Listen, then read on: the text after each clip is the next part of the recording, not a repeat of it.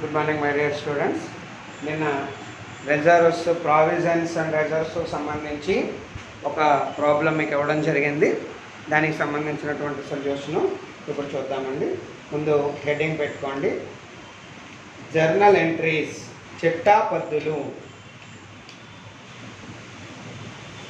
Journal entries, చిట్టా పద్దులు.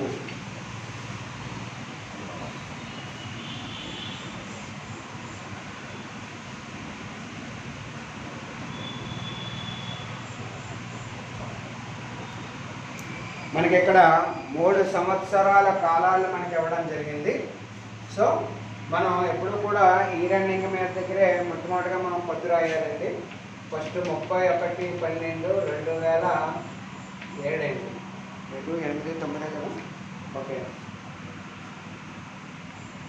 First entry 31/12/2007. Heading పెట్టుకోండి, journal entries. ఎగ్జామ్లో ఎక్కువగా ఖాతాలు అడుగుతున్నారండి, ఎప్పుడో కానీ చిట్టాపద్దులు రాయమనరు. So first entry 31/12/2007. మొట్టమొదటిగా మనకి చూడండి, లాభ నష్టాల ఖాతా డెటార్,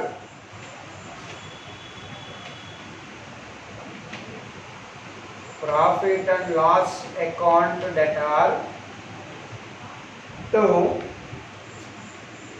to provision for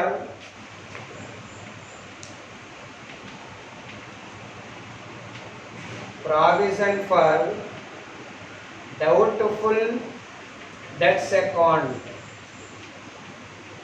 లాభ నష్టాల ఖాతా డెటార్ సంశయాత్మక బాకీల కొరకు ఏర్పాటు ఖాతా.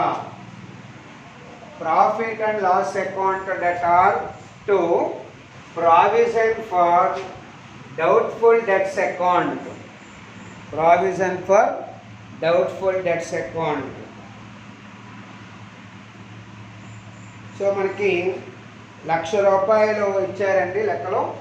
ఈ 1,00,000 మీద మనం 5% చొప్పున మనం ఛార్జ్ చేసినట్లయితే 5,000 రూపాయలు ఇక్కడ రాని బాకీల కొరకు, నిధి కొరకు ఏర్పాటు చేయడం అనేటటువంటిదిగా చూడవచ్చు. నరేషన్ రాసుకోండి. బీయింగ్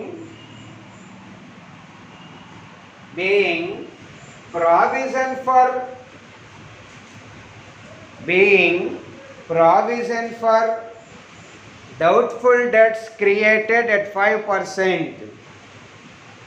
being రుణగ్రస్తులపై 5% రిజర్వ్ ఏర్పాటు చేసినందుకు. ఓకే, నెక్స్ట్ 2వ సంవత్సరం వచ్చేటప్పటికి 2వ సంవత్సరం 31/12/2008 రాసుకోండి. ఇక్కడ బ్యాడ్ డెట్స్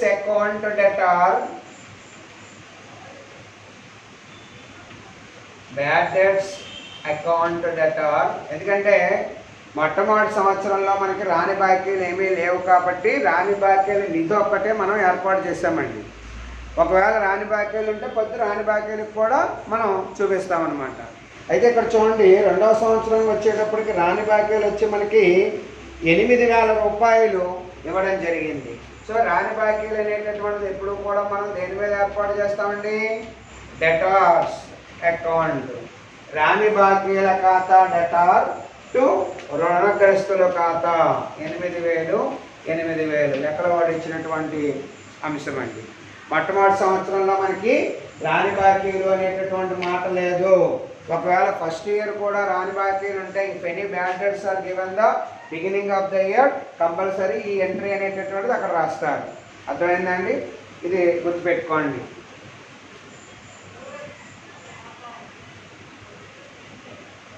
ఎనిమిది వేలు నెరేషన్ రాసుకోండి.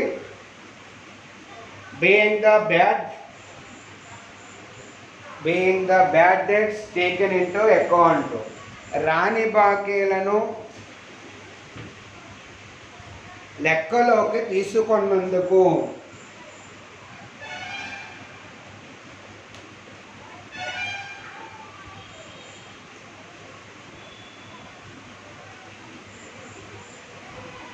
రాని బాకీలను లెక్కలోనికి తీసుకున్నందుకు మరి ఇటువంటి రాని బాకీ 8,000 రాలేదు. మరి దీనికోసం మనం ఏం ఏర్పాటు చేయాలంటే రాని మరియు సంశయాత్మక బాకీల ఏర్పాటు అనేటటువంటిది చేసుకోవాలి. అర్థమైందా? దానికి సంబంధించి మళ్ళీ పద్దు రాసుకోండి. Provision for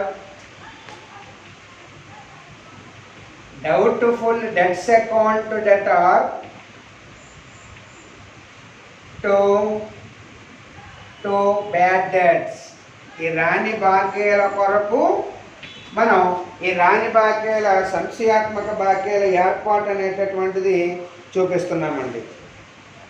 to bad debts account 8,000 8,000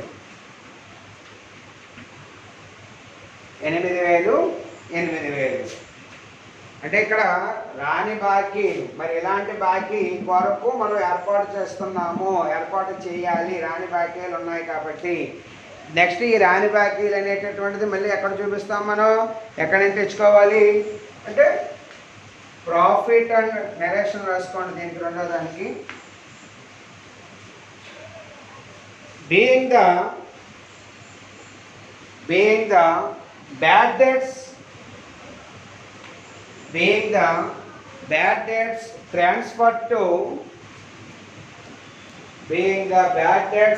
transferred to provision for doubtful debts account. రాని బాకీలను సంశయాత్మక బాకీల రిజర్వ్ ఖాతాకు మళ్లించినందుకు లేదా ఏర్పాటుకు మళ్లించినందుకు. ఇక నెక్స్ట్ మనం చూసినట్లయితే profit and loss account debtor to provision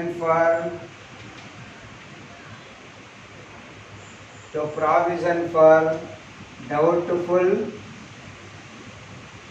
debts account.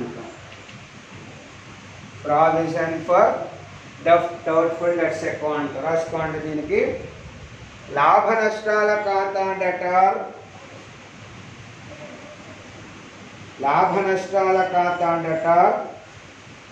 To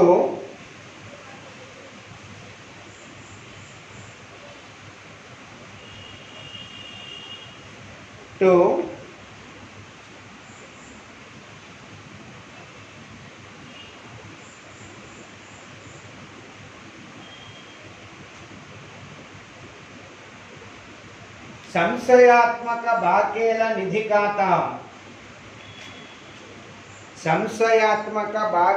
నిధి ఖాతా profit and loss account debtor to provision for doubtful debts account. సంశయాత్మక బాకీల నిధి ఖాతా. ఇక్కడ అమౌంట్ మీరు ఖాతా వేసిన తర్వాత ఇక్కడ చూపిద్దరు కానీ మనం provision for doubtful debts account వేస్తామండి. ఆ వేస్ట్గా వచ్చేటటువంటి మొత్తాన్ని ఇక్కడ చూపించండి. అర్థమైందా? కొద్ది రాసి వదిలేసేయండి. అమౌంట్ మాత్రం మీరు ఖాతా వేస్తే అక్కడ మనకు తెలుస్తుంది. అలాగే నెక్స్ట్ 31/12/2009 ఆ సంవత్సరంలో ఏమైనా రాని బాకీలు ఉన్నాయా? ఉంటాయి, చూడండి. సో ఇక్కడ బ్యాలెన్స్ అనేటటువంటిది మనం అకౌంట్ వేస్తే అందులో వచ్చేటటువంటి నిల్వని ఇక్కడ ఈ లాభ నష్టాల ఖాతాకి ట్రాన్స్ఫర్ చేయాలి. మనం ఖాతా వేస్తే కానీ అమౌంట్ తెలియదండి. Okay,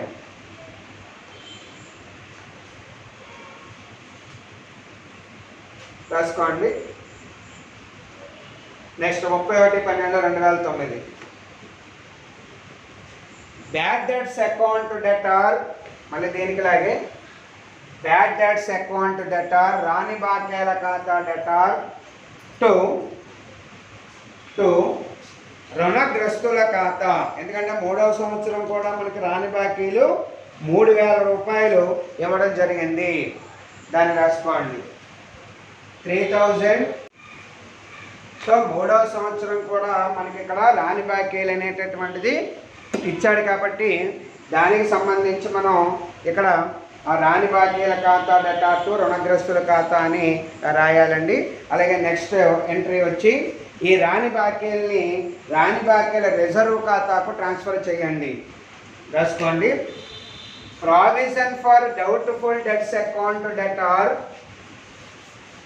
provision for doubtful debts account debtor to bad debts account, to bad debts account. Provision for doubtful debts account debtor to bad debts account. రాని బాకీల లేదా సంశయాత్మక బాకీల రిజర్వ్ ఖాతా డెటార్ టు రాని బాకీల ఖాతా 3,000 being the bad debts are transferred to provision for doubtful debts account. రాని బాకీల ఏర్పాటు ఖాతాకు మళ్లించినందుకు అది నరేషను. అలాగే లాస్ట్గా మీకు profit and loss account debtor to provision for doubtful debts account. ఇది కూడా అమౌంట్ మనం ఖాతా వేస్తే కానీ తెలియదు. సో ఆ రెండింటికి సంబంధించి మనం అమౌంట్ అనేటటువంటిది ఖాతా వేసి చూద్దామండి.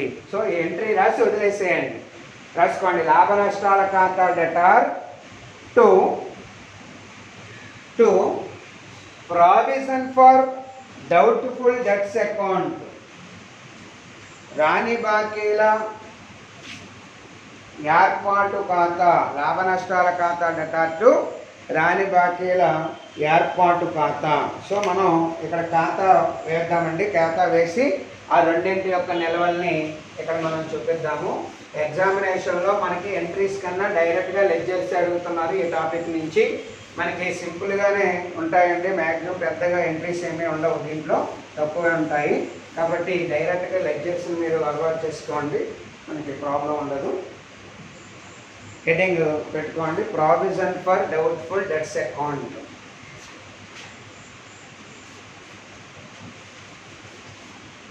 ఇక్కడ మనకి 2 ఖాతాలు వస్తాయండి. ఒకటి provision for doubtful debts account, రెండోది బ్యాడ్ డెట్స్ అకౌంట్. ఒకవేళ ఏదైనా డిస్కౌంట్కు సంబంధించి కూడా అక్కడ ఏమైనా ఇచ్చాడనుకోండి, ఆ డిస్కౌంట్కు సంబంధించి రుణగ్రస్తులు అయితే డెటార్స్ అయితే డెటార్స్ డిస్కౌంట్, క్రెడిటార్స్ అయితే క్రెడిటార్స్ డిస్కౌంట్, ఈ 4 ఖాతాలే మనకి లెక్కలో ఇవ్వడం జరుగుతుంది. కాబట్టి మెయిన్గా ఈ provision for doubtful debts account, bad debts account అడుగుతున్నాడండి ఎక్కువగా. ప్రావిజన్ for doubtful debts account, provision for doubtful debts account. Okay, debit credit మొట్టమొదటిగా తీసుకోండి ఐటము.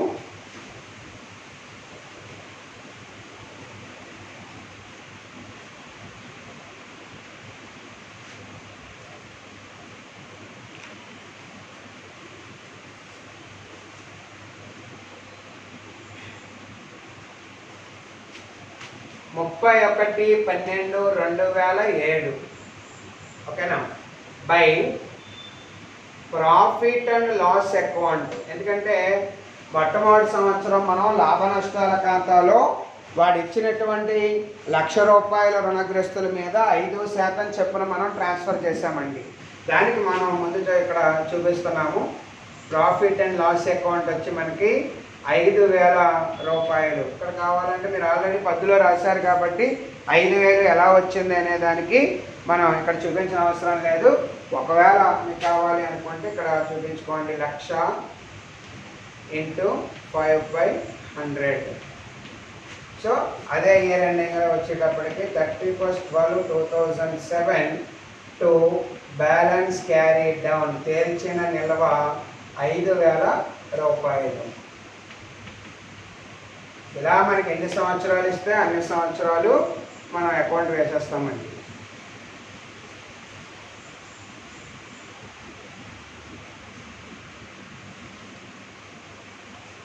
ఇక్కడ నెక్స్ట్ 1/1/2008, ఎందుకంటే ఇక్కడ నిల్వ తేల్చాం మనము, అది తెచ్చినట్టుగా ఇక్కడ చూపించాలి.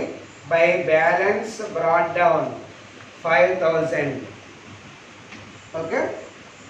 నెక్స్ట్ ఇక్కడ 31/12/2008 ఏం చేసామంటే too bad debts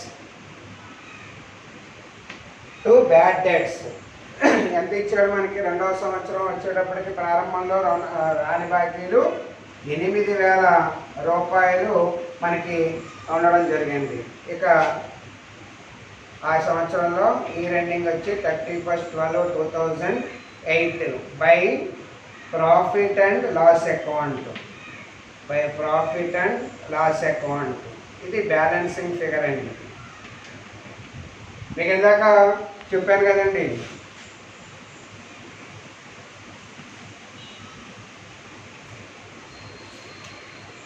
by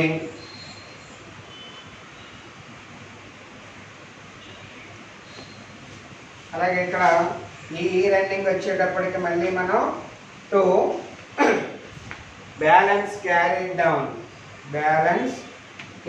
down మనకి రెండవ సంవత్సరం ఎంత ఇచ్చాడండి? మీకు 3 లక్షల రూపాయలు రుణగ్రస్తులు ఇచ్చాడు. దేని మీద మనం 5% చొప్పున ఇక్కడ మనం కట్టాలి. కడితే ఎంత వచ్చిందండి మనకి? 5×3 15,000 వచ్చింది. సో టోటల్ వచ్చి 23,000. ఈ రన్నింగ్లో మళ్ళీ మనం బ్యాలెన్స్ క్యారీ డౌన్ ఈ సంశయాత్మక బాక్యాల రిజర్వ్కి సంబంధించి మనకి మన దగ్గర తేల్చినటువంటి నెల 15,000 ఉందండి. ఇక లాభ నష్టాల ఖాతాకు ఆ సంవత్సరం మళ్లించవలసినటువంటి మొత్తమే మనకి ఇక్కడ 18,000 రూపాయలు. మీరు ఇందాక అక్కడ అమౌంట్ వదులుకోమన్నాను చూడండి, వేయకుండా రెండవ సంవత్సరంలో 18,000 వేయండి. 18,000 ఇది బ్యాలెన్సింగ్ ఫిగర్. ఇది మనం ఖాతా వేస్తే కానీ తెలియదు. అలాగే మళ్ళీ మూడవ సంవత్సరం చూడండి, మళ్ళీ మూడవ సంవత్సరం అయితే 1/1/2009 బై బ్యాలెన్స్ బ్రాట్ డౌన్ 15,000. అలాగే టూ ఇక్కడ వచ్చి 31/12/2009 టూ బ్యాడ్ డెట్స్ రాని బాకీలు. రెండవ సంవత్సరం మనకి మూడవ సంవత్సరంలో ఎంత ఇచ్చాడండి రాని బాకీలు? 3,000 రూపాయలు ఇవ్వడం జరిగింది. లెక్కలో 3,000. అలాగే ఆ సంవత్సరం మనకి ఈ రెండింగ్లో బ్యాలెన్స్ క్యారీ డౌన్ వచ్చి ఎంత ఇచ్చాడండి మనకి? రాని మూడవ సంవత్సరం రుణగ్రస్తులు ఎంత ఇచ్చాడు మీకు? 2 లక్షలు ఇచ్చాడు. ఓకే. 2 లక్షల మీద 5% ఒక్కోసారి మారుస్తూ ఉంటాడండి. ఇక్కడ అంటే అన్నింటికీ కూడా మనకు 5% ఇచ్చాడు. ఒక్కొక్కసారి ఇయర్ వైజ్ పర్సంటేజ్ మారినప్పుడు ఇక్కడ పర్సెంట్లు మారుతూ ఉంటాయి, గుర్తుపెట్టుకోండి. సో ఇక్కడ మనకి 10,000, 5 రోజులు 10,000 అండి.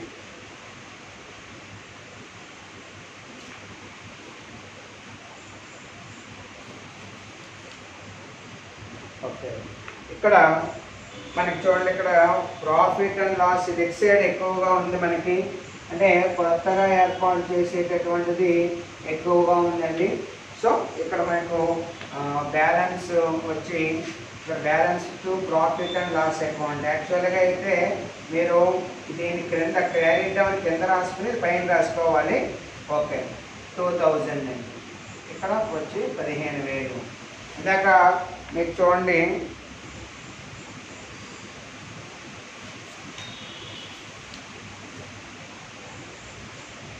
సో మీరు ఇందాక ఎంట్రీ ఉంది కదా 2009వ సంవత్సరంలో మనకి మూడో ఎంట్రీ ఏం చేసామండి? ప్రాఫిట్ అండ్ లాస్ అకౌంట్ అటాట్ to provision for doubtful debts అని రాశారు కదండి. కానీ మనకి ఇక్కడికి వచ్చేటప్పటికి ప్రాఫిట్ అండ్ లాస్ అకౌంట్ ఇక్కడ చూపించట్లేదు, అందులోనే అకౌంట్ వేయాలండి. ఖచ్చితంగా అకౌంట్ వేస్తే కానీ మనకి తెలియదు, కాబట్టి ఇక్కడ వచ్చింది మనకి, అవునా? అందుకోసం మీరు ఏం చేస్తారంటే ఇందాక రాసిన దానికి రివర్స్లో రాయండి.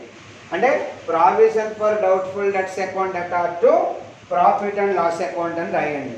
అదే దీనికైతే కరెక్ట్గా మనకి profit and loss account balance ఇక్కడ సరిపోయింది. అందుకోసం ఆ ఎంట్రీ మనం దీన్ని డెబిట్ చేసి దీన్ని క్రెడిట్ చేసాము. ఇక్కడ ఏమైందంటే ప్రాఫిట్ అండ్ లాస్ అకౌంట్ ఇక్కడ వచ్చింది మనకి, అర్థమైందా? అందుకోసం మీరు ఖచ్చితంగా చేయవలసినటువంటి ప్రాసెస్ ఏమిటి అని మనం ఆలోచిస్తే ఇది రివర్స్లో రాయాలన్నమాట. ఓకేనా? తర్వాత ఇంకో విషయం ఏంటంటేనండి, మనం క్యారీ డౌన్ ఎప్పుడు కూడా క్రింద ఉండాలి కాబట్టి ఇక్కడ గ్యాప్ ఇచ్చుకుని లాస్ట్లో చూపిద్దామండి దీన్ని. So to profit and loss account, ఇది బ్యాలెన్సింగ్ ఫిగర్ అండి 2000. Next to balance carry down మనం కట్టేది కాబట్టి ఎప్పుడు కూడా తేల్చెన్నెలో చివరిని ఉంటుంది కాబట్టి అక్కడ అలా విధంగా చూపించాను. సో ఇక్కడ వచ్చి 5 ఓకేనా? అర్థమైందండి? ఇది ఖచ్చితంగా ఎప్పుడు మనం తేల్చెన్నెలో చివరిని ఉంటుంది కాబట్టి దీనికి మధ్యలో గ్యాప్ అనమాట. మీకు ఈ లెక్క దీంట్లో రెండవ సంవత్సరంలో మనకి లాభ నష్టాలు కాదు ఇటు సైడ్ వచ్చింది, 3వ సంవత్సరంలో ఇక్కడ వచ్చింది కాబట్టి మీరు ఎంట్రీని రివర్స్లో చేసుకోండి అంతే, ఇంకేమీ మార్పులు ఏమీ చేయని అవసరం లేదండి. ఇది provision for doubtful debts account. అర్థమైందండి? ఇక్కడ గుర్తుపెట్టుకోవాల్సిన విషయం ఏంటంటే పర్సంటేజ్ అనేది ప్రతి సంవత్సరం ఒకేలాగా ఉండదు. అదేవిధంగా ఇక్కడైతే కామన్గా 3 సంవత్సరాలకి కూడా 1% ఇచ్చాడు కాబట్టి మనకి ప్రాబ్లం లేదండి. అర్థమైందా? మీరు అది గుర్తుపెట్టుకోండి అంతే. ఇక రెండో ఖాతా చూస్తే bad debts account.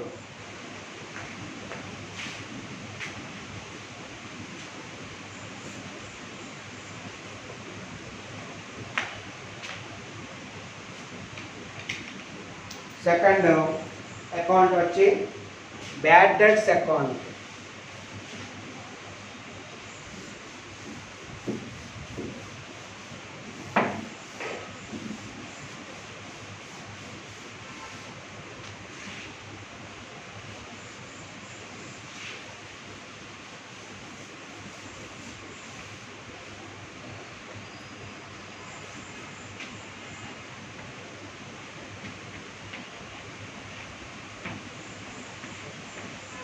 Bad debts account. ఇక్కడ బ్యాడ్ డెట్స్ అకౌంట్ సంబంధించి మనం 2007వ సంవత్సరంలో మనకు లేదండి. అర్థమైందా? ఇక్కడ ఖచ్చితంగా 2008వ సంవత్సరంలో మనకి ఆ రాని బాకీలు అనేటటువంటిది ఇవ్వడం జరిగింది. దానికి సంబంధించి చూడండి 2008 టు సండ్రీ డెటార్స్, వివిధ రుణగ్రస్తులు ఎంత ఇచ్చాడండి మనకి? 8000. దీన్ని ట్రాన్స్ఫర్ దేనికి చేసాం మనం 2008లో బై ప్రావిజన్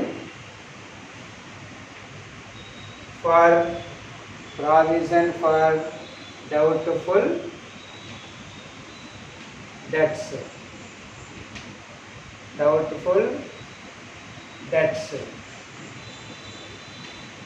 అకౌంట్ 8000. సో ఇక్కడ ఈ విధంగా ట్రాన్స్ఫర్ చేస్తామండి. అలాగే 2009 మళ్ళీ టు సండ్రీ డెటార్స్. రాని బాకీలు 2009వ సంవత్సరంలో 3000 ఇచ్చారు. మళ్ళీ అగైన్ 2009 వచ్చేటప్పటికి పై transfer to provision for doubtful debts account 3000. So ఇలాగా వాడు ఎన్ని సంవత్సరాలు మనకి ఇస్తే అన్ని సంవత్సరాలు రాని బాకీల ఖాతా అనేటటువంటిది ఈ విధంగానే వేస్తామండి. డెబిట్ వైపు సండ్రీ డెటార్స్ ఉంటారు, క్రెడిట్ వైపు ప్రావిజన్ ఫర్ డౌట్ఫుల్ డెట్స్ ఉంటుంది. ఇది ఈ లెక్కకు సంబంధించినటువంటి ఆన్సర్. ఎగ్జామినేషన్లో మనకి 2 ఖాతాలు అడుగుతున్నారండి. తప్పితే ఏదైనా డిస్కౌంట్ ఉంటే డిస్కౌంట్ ఖాతాలు తయారు చేస్తారు. అర్థమైందా? మనకి ఈజీగా 10 మార్కులు ఖచ్చితంగా ఒక లెక్క ఇచ్చి తీరుతాడండి. దీనికన్నా ఇంకా ఈజీగా ఉండేటటువంటి టాపిక్ రిపేర్స్ అండ్ రెన్యువల్స్ అండి. ఆ లెక్కలు వచ్చినప్పుడు దాని గురించి చెప్పుకుందామండి. సరే, ఎక్కించండి.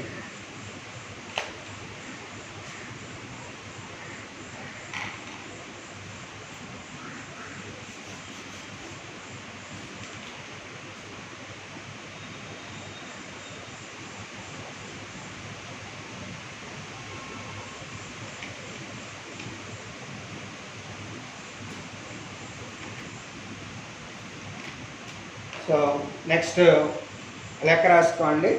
మీరు ఏమైనా ఇంటి దగ్గర అంటే ట్రై చేయండి, లేదా రేపు క్లాస్లో చూద్దామండి. రైట్. ఒక సంస్థ అంకణా నిల్వలు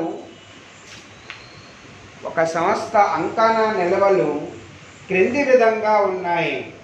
the abstract of trial balance is given below.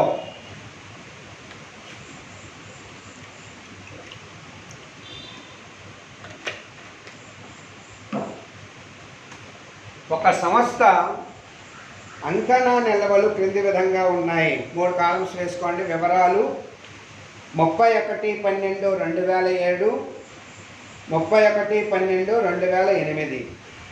Particulars 31/12/2007 and 31/12/2008. 3 columns వేసుకోండి. వివరాలు రాసుకోండి. రుణగ్రస్తులు డెటార్స్, రుణగ్రస్తులు 50,000, 80,000, 50,000 అండ్ 80,000.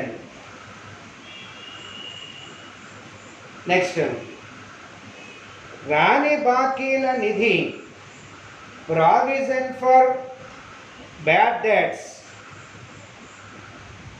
బ్రాకెట్లో ఆన్ 1/1/2007, 1/1/2007 2,000 రూపాయలు, 2,000 రూపాయలు. దీంట్లో రాసుకోండి. 31/12/2007 2,000. దాంట్లో 2008లో డాష్ ఏమీ లేదండి. నెక్స్ట్, బ్యాడ్ డెట్స్ రాని బాకీలు, బ్యాడ్ డెట్స్ రాని బాకీలు 3,000, 3,500, 3,000, 3,500. ఓకే. నెక్స్ట్ లైన్ రాసుకోండి. It is a policy to maintain at 5% for